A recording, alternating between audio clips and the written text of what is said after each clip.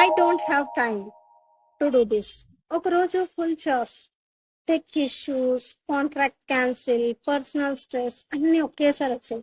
So before ఇలాంటి situation లో నేను పానిక్ అయ్యేదాన్ని, స్ట్రెస్, కన్ఫ్యూజన్, రాంగ్ డెసిషన్స్. కానీ ఇప్పుడు డిఫరెంట్. ఎందుకు? మార్నింగ్ లో 45 minutes నా మీద నేను ఇన్వెస్ట్ చేయడం స్టార్ట్ చేశాను. So mind clear, emotion stable, decision strong. Same problems కానీ రియాక్షన్ డిఫరెంట్. అప్పుడు అర్థమైంది, సెల్ఫ్ ఇన్వెస్ట్మెంట్ అంటే లగ్జరీ కాదు, నెసెసిటీ. మీరు ప్రిపేర్ అవ్వకపోతే లైఫ్ మిమ్మల్ని టెస్ట్ చేస్తుంది.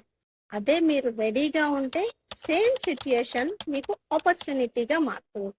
అండ్ పీపుల్ ఆస్క్, ఎలా కన్సిస్టెంట్ గా ఉంటారు?